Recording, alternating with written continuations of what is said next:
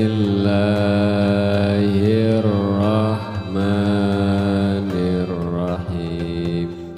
Asyhadu an la ilaha illallah wa asyhadu anna Muhammadar Rasulullah.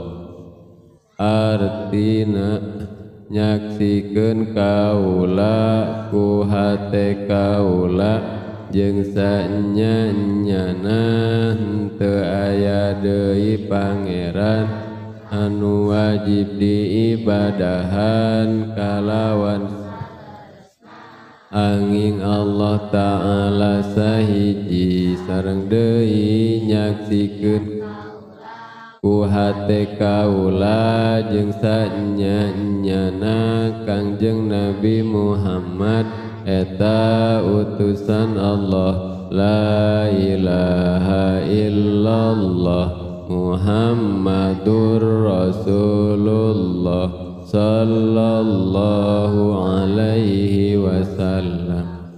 La ilaha illallah la mawjuda illallah.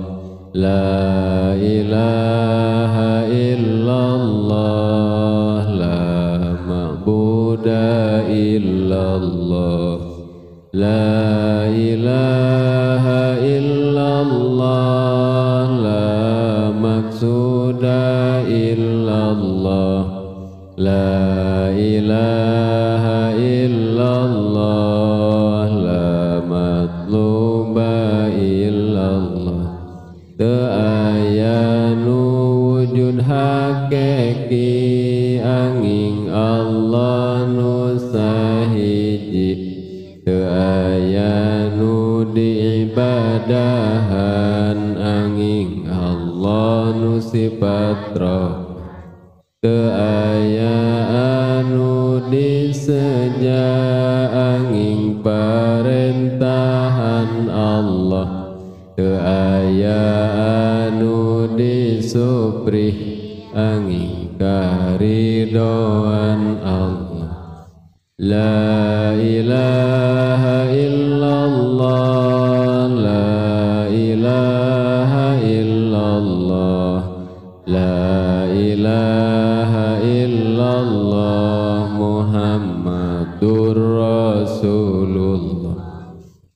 Wujud kidam baqa mukhalafatul lil hawadisi qiyamuhu binafsihi wahdaniyat qudrat iradat ilmu hayat sama qadiran muridan aliman hayan sami'an basiran mutakaliman. Wujud ada Allah kidam dahulu Allah baqa kekal Allah tiada putusnya. Tulil hawadisi berlainan dengan yang baru qiyamuhu binafsihi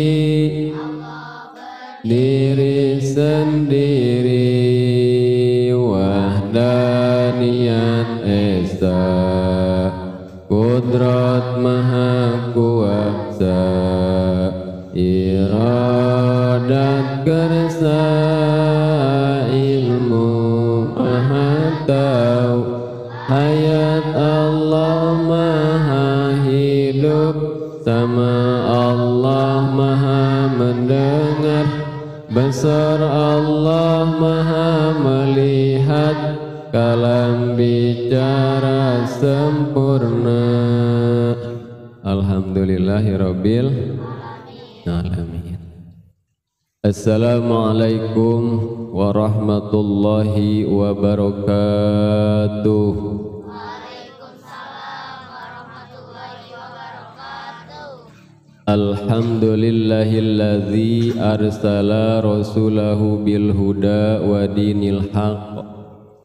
Wassalatu wassalamu ala sayyidina wa nabiyyina wa maulana Muhammadin sallallahu alaihi wasallam alladzi harabal batila wa ayyadal haqq. Wa ala alihi wa ashabihi ila yaumil khilaq. Asyhadu an la ilaha illallah wa asyhadu anna muhammadar rasulullah. Allahumma salli ala sayyidina Muhammad wa ala ali sayyidina Muhammad. Amma ba'du, fa ya ibadallah, usikum wa nafsi bitaqwallah.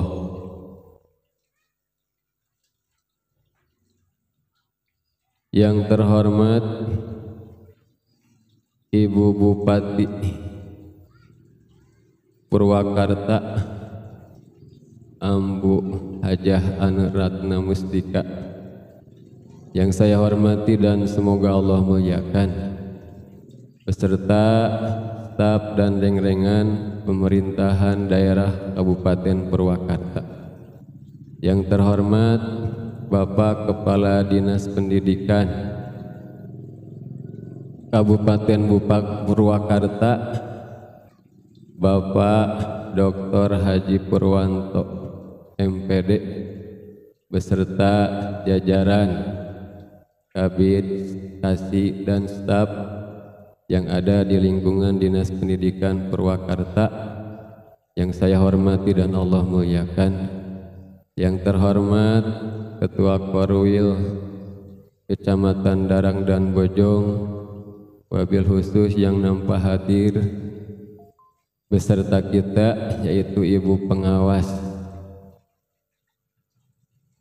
Kecamatan Darang dan Tegalwaru, yang saya hormati dan Allah muliakan, Ibu Kepala Sekolah SDN 2 Depok, Ibu Yuyun Yuliana SPD, yang saya hormati dan semoga Allah muliakan, rekan-rekan Bapak Ibu guru SDN 2 Depok beserta para siswa-siswi yang nampak hadir di tempat yang mubarakah ini, yang saya hormati dan semoga semuanya dimuliakan oleh Allah Subhanahu wa taala. Amin ya rabbal.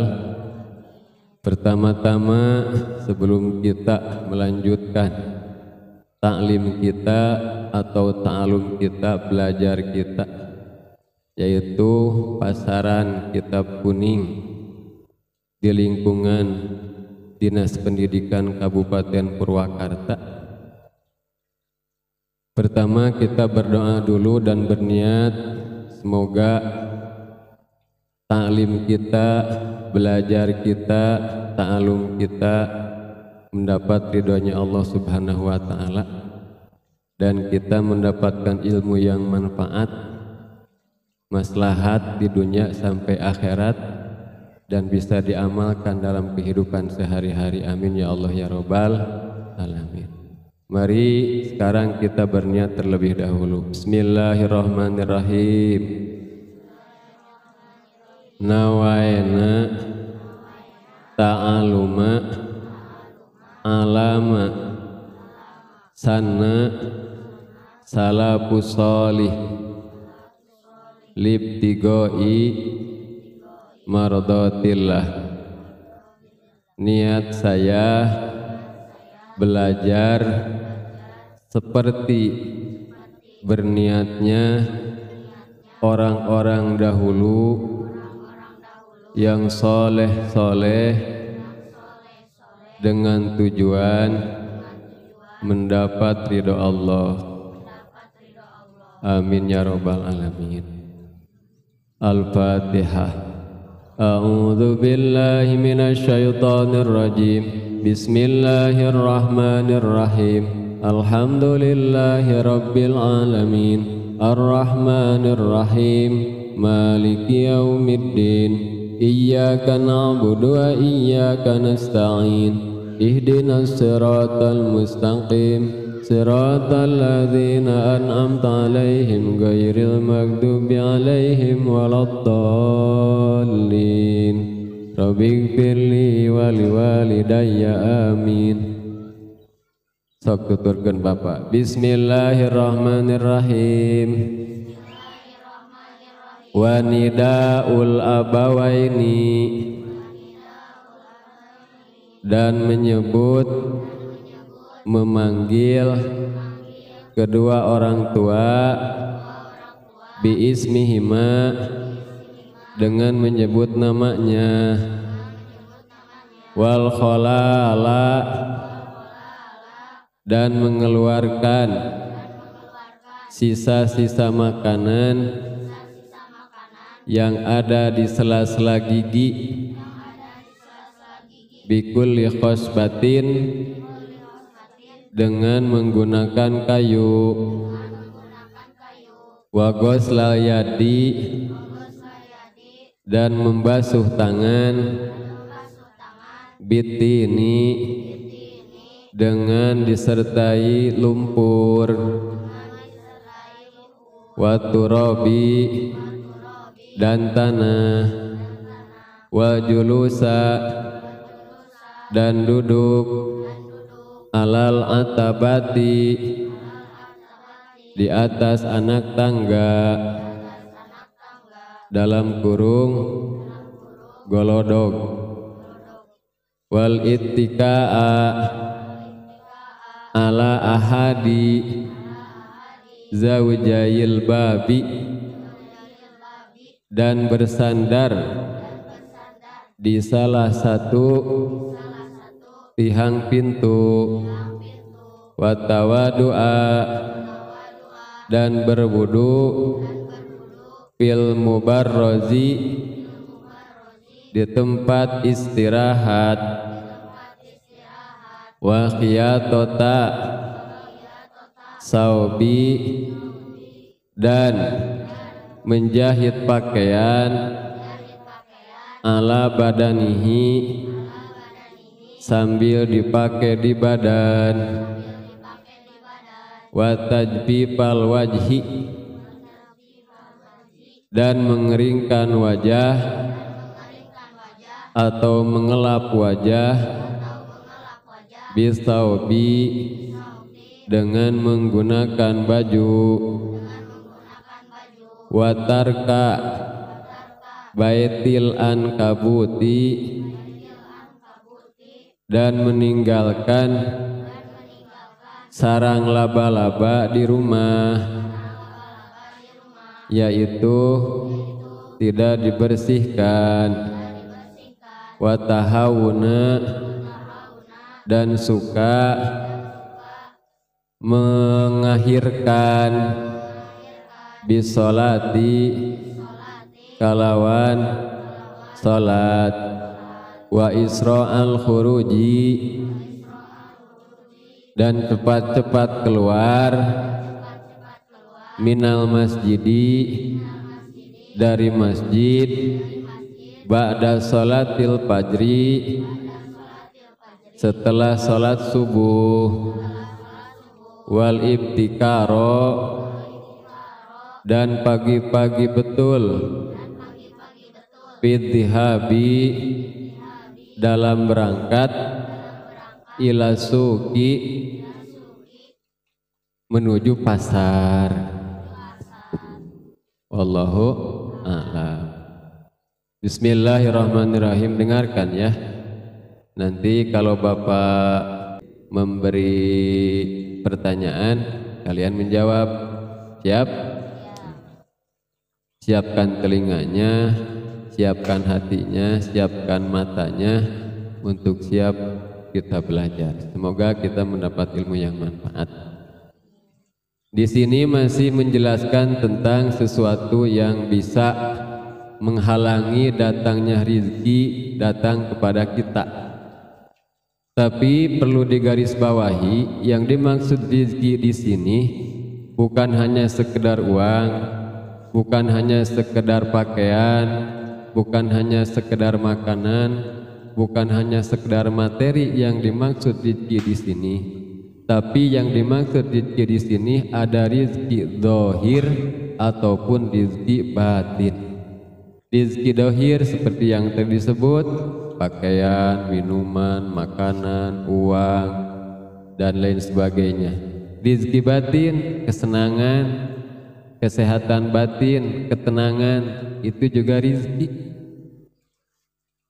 Nah, di antara sekian sebab atau wasilah yang menjadi penghalang datangnya rizki kepada kita yang kemarin telah dijelaskan, yaitu di antaranya kita suka membakar daun bawang atau membakar bawang. Itu tidak boleh. Kenapa? Sebab bawang itu kan wangi. Jadi kalau tercium oleh tetangga, disangka kita sedang memasak daging dan kita tidak memberinya. Itu bisa menyakiti hati tetangga kita. Nanti kalau tetangga mendoakan, semoga masak daging ini yang tidak memberi kepada saya si miskin. Seperti itulah contohnya. Atau kita tidak boleh berjalan di depan guru. Jadi tertibnya guru di depan, murid di belakang, kecuali memang si guru itu mempersilahkan. Kenapa? Sebab itu akhlak yang tidak baik dan bisa menjadi pelantara terhalangnya rezeki datang kepada kita.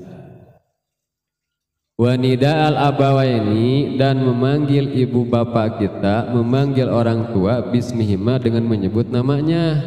Contoh, kita punya bapak namanya Asep. Kita memanggil bapak kita, Sep, Sep kesini. Itu tidak boleh. Kenapa? Tidak sopan. Atau ibu kita umpamanya namanya Neneng, kita memanggil itu bukan mama, bukan mami, bukan ibu atau bukan bunda, tapi Neneng, Neneng kesini. Itu tidak boleh. Kenapa? Sebab tidak sopan dan menyakiti hati orang tua kita. Kenapa? Dita'alukan, diikutkan bahwa itu sesuatu yang bisa menghalangi datangnya rezeki kepada kita. Sebab jikalau orang tua kita sakit hati, itu adalah salah satu bentuk ketidakridhaan orang tua kita.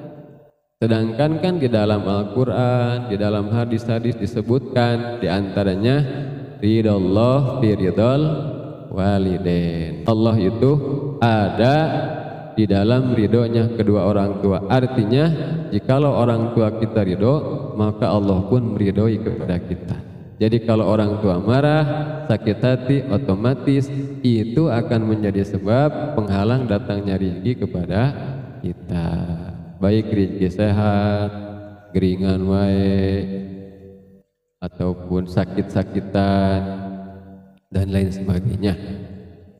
Terus wal halala bikuli khosbatin, mengeluarkan sisa-sisa makanan yang nempel di sela-sela gigi. Bahasa Indonesia mah selilitnya, atau lamun bahasa Sunda mah nyehil. Tahu nyehil? Nyehil itu membongkar sisa makanan yang nyelap di gigi kita. Itu tidak bagus dengan kayu. Tapi kan kalau kita makan di warteg, makan di restoran, pegawai pelayan restoran suka menyiapkan untuk kita membuang makan atau menghilangkan sisa-sisa makan gigi menggunakan gigi ya. Itu sebetulnya kurang bagus kalau menurut aturan, baik aturan agama seperti yang dijelaskan di sini dan aturan kesehatan juga. Makanya sekarang ada penelitian bahwa yang bagus itu bukan menggunakan kayu katanya, tapi ada satu cara yang lain seperti kita berkumur, menyikat gigi, atau dengan benang gigi. Itu yang lebih baik dan efektif untuk kesehatan.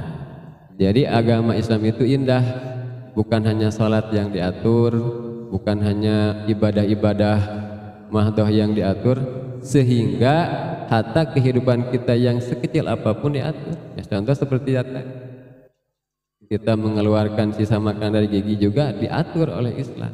Supaya apa? Supaya sehat. Sebab Islam itu bukan identik dengan jorok, Oh, contoh seperti orang Islam mah suka jorok-jorok, bukan orang Islam yang jorok-jorok, eta mah orang Islam nu jorok.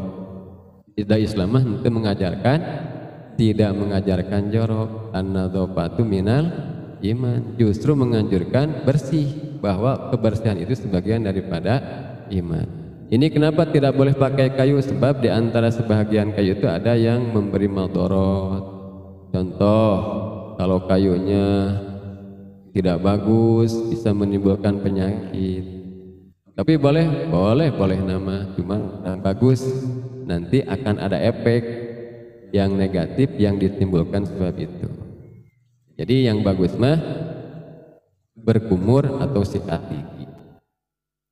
Terus wagosla yadi ini wabi membasuh tangan dengan disertai tanah. Kenapa? Sebab itu menyerupai membasuh tangan kita ada yang najis mughaladhahnya. Kan kalau kita tangan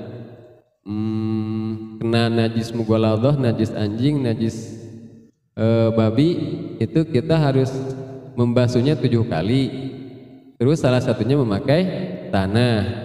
Nah, tanah itu adalah salah satu unsur untuk membersihkan najis mughaladhah. Ketika kita membasuh tangan memakai tanah, seolah-olah kita di dalam tangan kita itu ada najis mughaladhahnya. Jadi tidak bagus, karena tidak diperlukan. Emang gimana gitu? Sebab itu tanah itu kan Rasulullah menyebutkan, jikalau kita bejana atau piring atau wadah dijilat anjing, maka basuhlah dengan air 7 kali. Terus salah satu yang 7 itu memakai tanah salah satunya. Kenapa? Menurut penelitian kesehatan, ternyata di dalam tanah itu ada semacam zat atau unsur sesuatu yang bisa membackup atau membunuh virus yang disebabkan oleh gigitan anjing, atau yang bisa menimbulkan penyakit rabies itu bisa diobati dengan unsur yang ada di dalam tanah. Makanya jikalau kita dijilat atau tempat makan, bejana dijilat, maka dibasuh pakai air 7 kali dan disertai dengan tanah supaya virus-virus yang ada di bekas jilatan mati. Makanya kalau ada orang yang digigit anjing itu diulas atau diusap memakai tanah. Supaya apa? Supaya si virusnya mati. Teruskan. Wal julusa alal atabah, duduk di atas tangga. Kalau orang dulu mah menyebutnya pamali. Awas kamu jangan duduk di golodog. Golodog teh golodog teh apa ya? Itu kalau dulu mah golodog namanya. Tempat kita istirahat di depan pintu, atasnya semacam bangku kayu ya. Itu kalau orang Sunda bilang mah golodog. Itu kurang bagus. Dekat pintu duduk di golodognya. Ya kalau sekarang mah mungkin tidak ada golodog, rumahnya kan pakai tangga, pakai keramik, pakai granit. Nah, tidak bagus duduk di tangga tempat masuk kita ke rumah. Wal ittika ala ahadi zawjail babi, dan kita bersandar pada salah satu tiang pintu. Kalau orang Sunda bilang mah diuk di lawang. Peribahasa Sunda menyebutkan, atau kata orang tua dulu, tong sok diuk di lawang pisinong tot jodoh. Itu kalau menurut agama itu memang disebutnya bisa menyebabkan kepakiran. Kenapa? Kalau kita melihat memang bisa sih dikatakan. Satu, kalau kita duduk di pintu otomatis menghalangi orang yang mau lewat. Yang kedua, duduk di pintu itu salah satu akhlak yang tidak bagus. Jadi bisa menghalangi rizki batin yang datang kepada kita. Kenapa? Kan kalau kita duduk di pintu, otomatis ada orang mau lewat itu akan terhalang. Nanti itu akan menggerutu orang yang lewat. Dasar kamu mah. Gitu. Jadi ada efek tidak bagus. Sebab menurut ilmu psikologi, jikalau kita ada sesuatu akhlak yang tidak bagus, bisa mengakibatkan ada aura-aura negatif yang datang kepada kita. Wa tawadu'a fil mubaroji, dan berwudu di tempat istirahat. Maksudnya kalau kita berwudu itu ya di tempatnya yang bagus mah, tempat berwudu. Walaupun boleh sih boleh, cuman tidak bagus orang lain tempat beristirahat, tempat berkumpul gitu, bukan pada tempatnya, itu tidak bagus, tidak boleh. Jadi berwudu di tempat wudu. Bahkan kalau kita berwudu di WC rumah kita pun yang lebih bagus itu tempat wudu mah bagusnya bukan tempat untuk kita pipis atau buang air besar. Jadi berwudu itu di luar tempat kita pipis atau tempat buang air besar. Itu yang lebih bagus. Satu, bisa selamat dari najis karena tidak ada air kencing ataupun kotoran buang air besar. Yang kedua, sehat juga, jadi tidak bau-bau kotoran-kotoran lah gitu. Nyaman wudunya juga. Yang seterusnya yang dapat menghalangi rezeki datang kepada kita wahyatu saubi ala badanihi, yaitu menjahit pakaian, pakaiannya dipakai oleh kita. Sebetulnya ini udah dipepatahkan kepada kita oleh orang-orang tua kita dulu. Mungkin ya kalau kalian semua mah nggak tahu, kalau bapak mah dulu begitu. Awas kamu jangan berangsunakan tongsok ngaput baju ker dipakai, dalam arti jangan menjahit pakaian, pakaiannya masih dipakai, itu tidak boleh. Kenapa? Satu, itu tidak bagus. Yang kedua, gimana kalau nanti jarumnya kena pada jasad kita jadi sakit, nah, itu kan tidak bagus. Jadi ya maksud yang bisa menghalangi rezeki atau bisa menyebabkan pakir itu diantara seperti itu kan. Kalau kita berobat nanti bisa mengurangi pembelanjaan kita, pengeluaran kita bertambah, kurang bagus. Terus watan pipal wajib bisaubi, dan mengeringkan wajah dengan baju, dan mengeringkan wajah dengan baju. Gimana maksudnya? Wajah kita basah baik setelah wudu ataupun setelah cuci muka biasa, terus dikeringkan dengan baju kita. Contoh gini, pakai baju tangan atau pakai sarung, digosok-gosok itu. Kenapa? Kalau wudu contoh, kalau wudu itu tidak boleh air wudunya diserbet dengan baju. Kenapa? Sebab setiap tetesan air wudu itu dibuatkan oleh Allah dibandingkan satu malaikat, satu tetes satu malaikat, satu tetes satu malaikat. Setiap tetesan yang jatuh ketika kita sudah berwudu itu dibuatkan satu malaikat, malaikat itu yang memintakan ampun kepada kita, kepada orang yang berwudu itu. Makanya kalau bahasa agama makruh menyerbet air bekas wudu yang diserbet, sebab itu mengurangi fadilah ganjarannya. Dan seterusnya yang bisa menyebabkan kepakiran atau bisa menghalangi datangnya rezeki kepada kita, watarka baitil ankabuti, dan meninggalkan sarang laba-laba atau sarang Spiderman di rumah. Kalau orang Sunda bilang maramat lancah, itu tidak boleh ada di rumah. Kenapa? Kesannya itu angker, rumah itu ada apa gitu, ada genarwo gitu, ada jurig-jurig tanpa penghuni, jadi kurang bagus. Makanya orang-orang dulu mah nyebutnya matak pakir, artinya bisa menghalangi datangnya rezeki kepada kita. Terus watahawun nabi sholat, suka mengakhir-akhir sholat, datang adzan, nanti aja, tanggung sekarang sinetron 5 menit lagi, atau tanggung sekarang sedang main game FF umpamanya kalau anak-anak dan lain sebagainya, atau tanggung pekerjaan, ini sedang membuat kue, sedang memasak dan lain sebagainya. Itu kalau kita mengakhir-akhir salat, orang Sunda bilang mah ngalalawarakeun, ngakhir-ngakhirkan salat, itu juga sama. Kenapa? Sebab kita tidak cepat-cepat memenuhi panggilan Allah. Kan ceritanya kita ingin cepat-cepat diberi harta benda, ingin cepat-cepat diberi kekayaan, ingin cepat-cepat diberi kesuksesan. Ketika dipanggil oleh Allah kitanya hare-hare, makanya tidak bagus. Jadi ketika datang waktu sholat, kalau bisa sebaik mungkin, sebisa mungkin disegerakan. Jangan nggak ada ini, nggak ada itu. Sholat duhurnya 2:30, sholat asarnya 5:30, sholat isanya jam 4 sebelum subuh, sholat subuhnya jam 8 sekalian duha. Itu tidak bagus ya. Jadi kalau sholat itu yang bagus awal waktu dan berjamaah.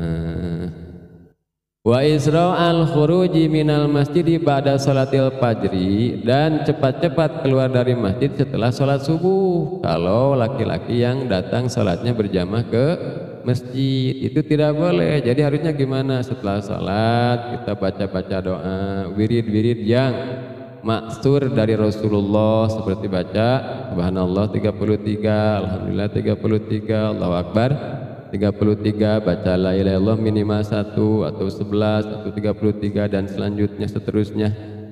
Nah, itu baru kita berdoa, meminta ampunan, meminta rahmat, meminta apa yang kita cita-citakan setelah salat. Baru kita keluar. Jadi jangan assalamualaikum, assalamualaikum langsung lari, itu tidak bagus dan itu bisa menyebabkan terhalangnya rezeki datang kepada kita. Terus wal ibtikaru fi dhihabi ila suq, pagi-pagi betul berangkat ke pasar. Berangkat ke pasar teh rebun-rebun, orang Sunda bilang mah rebun-rebun, ayam oge encan bararijil, ini udah berangkat ke pasar. Itu tidak bagus kalau kita-kita yang bukan pedagang. Beda lagi dengan orang-orang yang berdagang seperti belanja sayuran. Itu kan waktunya pagi-pagi betul, kalau siangan sedikit bisa kehabisan, itu mah gak apa-apa kalau begitu mah. Jadi kalau kita mah yang bukan orang pasar, bukan pedagang, tidak bagus berangkat pagi-pagi betul ke pasar. Di antara yang tidak bagus itu berangkat terlalu pagi, kalau pulang terlalu siang, itu tidak bagus. Kalau ke pasar mah, kalau ke masjid mah bagus. Berangkat paling duluan, pulang paling belakangan. Kalau ke pasar mah berangkat belakangan, pulang paling duluan. Kita mah dibalik ya. Nah, karena kalau di masjid mah nggak betah, gak kayak di pasar.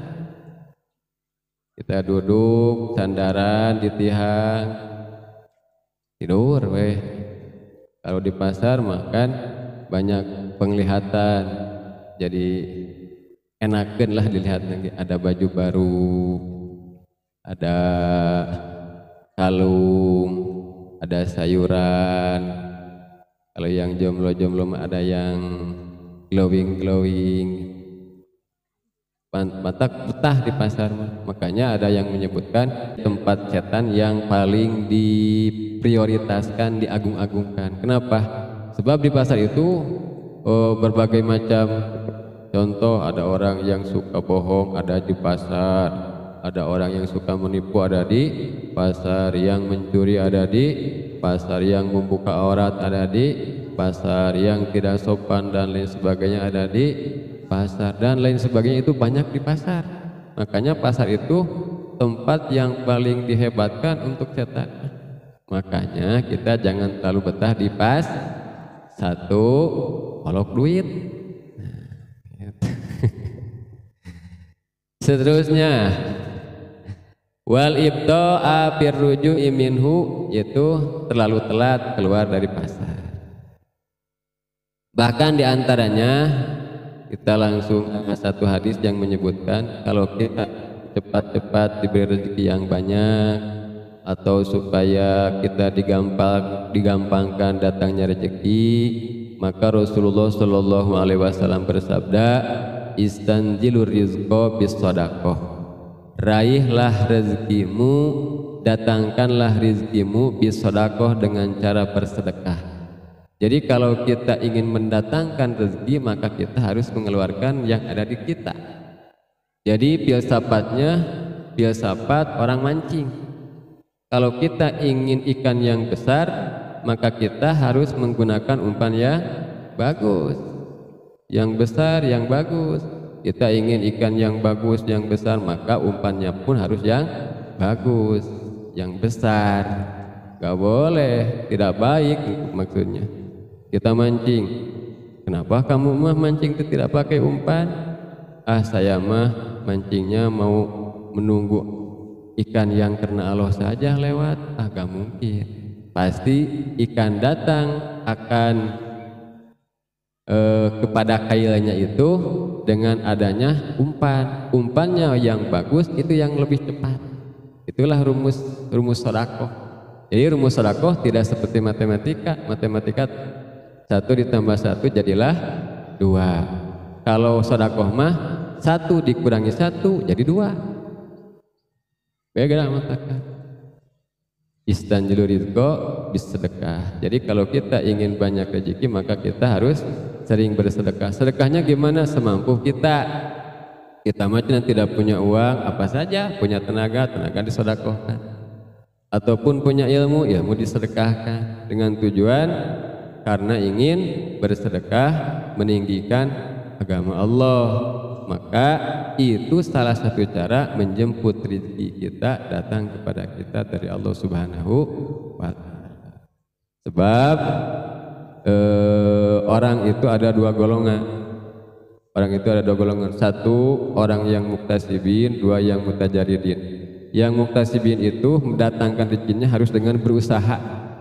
Ada yang di kebun, ada yang di pasar, ada yang jadi sopir, ada yang di kantor dan lain sebagainya. Harus dengan kerja keras baru datang rezeki, itu namanya muktasibin. Ada yang mutajaridin mah tidak harus bekerja keras, cukup duduk manis di rumah, tinggal terima telepon datang. Itu mah mutajaridin. Orang lain yang berusaha, dia yang menikmati. Itu dibuktikan ada satu riwayat, itu Imam Syafi'i kalau nggak salah. Ada 2 ulama dulu antara murid dan guru. Gurunya golongan mutajaridin yang tidak suka berusaha keluar, bukan orang kasab. Kalau muridnya tukang kasab, tukang berusaha. Dia kedua-duanya murid dan guru punya keyakinan sama. Suatu saat itu si muridnya keluar karena dia ingin korma. Maka keluarlah dia mencari korma, usaha dulu baru bisa membeli korma. Terus dibawa si korma itu kepada gurunya. Kata beliau yang si muridnya, Tuan Guru, ini saya bawa korma karena saya tadi ingin korma, terus saya keluar kerja dan bisa membeli korma. Nah ini, jadi keyakinan saya dapat korma harus kerja dulu. Terus si gurunya gimana? Gurunya bukan begitu prinsipnya, mutajaridin. Betul. Saya juga tadi dalam hati ingin buah korma, tahu-tahunya ada kamu yang datang bawa korma. Jadi saya tidak perlu berusaha lagi, karena kamu sudah datang bawa korma ke saya. Gitu. Jadi dua-duanya benar. Yang satu berusaha dulu baru mendapat rezeki, yang satu lagi tidak terlalu berat berusahanya, tapi rezekinya datang. Jadi itu disesuaikan dengan kapasitas, disesuaikan dengan porsinya masing-masing. Jadi jangan usah berebut, tidak perlu saling hasud dan lain sebagainya, karena rezeki kita tidak akan tertukar. Yang suka tertukar mas sendal jepit. Jadi rezeki tidak akan tertukar. Rezeki saya akan tertukar dengan kalian, tidak. Rezeki Bapak akan tertukar dengan anda sekalian, tidak akan. Ataupun sebaliknya. Karena semuanya udah diatur oleh Allah Subhanahu wa Ta'ala. Yang terakhir, mudah-mudahan kita bisa mengamalkan ilmu yang telah kita dapat, karena ilmu yang manfaat itu ilmu yang amaliyah. Amal yang ilmiah, ilmu yang amaliyah, punya ilmu itu harus diamalkan. Itu baru yang manfaat. Terus amal yang ilmiah, kalau kita mengerjakan sesuatu harus dengan ilmunya. Makanya ilmu amaliyah, amal ilmiah. Berilmu harus diamalkan dan beramal harus dengan ilmu. Kalau dua-duanya dilakukan, maka kita akan mendapatkan hikmah, fadilah dari hasil amal ataupun pekerjaan kita sehari-hari, bukan bentuk dohir saja, tapi di dalam segi batinnya pun mendapat apa yang kita inginkan. Contoh, kalau kita berusaha terus kita diawali dengan niat yang bagus, kita berusaha kasab dengan memakai ilmu, maka kita akan dapat yang diinginkan, harta yang diinginkan, dan kepuasan batin yang didapatkan. Itu hasil dari apa? Dari amal yang ilmiah, ilmu yang amalia. Insya Allah di lain waktu kita sambung lagi dan kita berdoa kepada Allah, semoga kita diberi panjang umur, sehat, walafiat, dijauhkan dari balai dunia, balai akhirat, disehatkan jasmani dan rohani, dimurahkan rezeki kita, dan diberi kesehatan, bisa melaksanakan khusus ibadah yang sedang kita laksanakan, ibadah saum, semoga ada atau diterima oleh Allah Subhanahu wa Ta'ala. Terakhir kita berdoa, ikuti Bapak. Bismillahirrahmanirrahim. Subhanak Allahumma ashhadu alla ilaha illa anta ighfirli wa tub alayya. Al-Fatihah. A'udzu billahi minasy syaithanir rajim. Bismillahirrahmanirrahim. Alhamdulillahi rabbil alamin. Ar-Rahmanir Rahim. Maliki yaumiddin. Iyyaka na'budu wa iyyaka nasta'in. Ihdinas siratal mustaqim. Siratal ladzina an'amta 'alaihim ghairil maghdubi 'alaihim waladdallin. Rabbighfirli wa liwalidayya amin.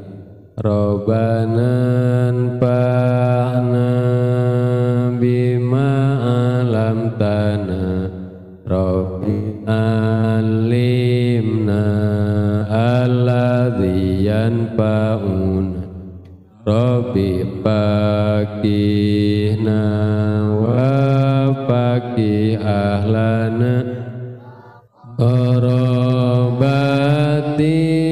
lana bidinina. Awasalna bita'allumin. Tawasalna bita'limin.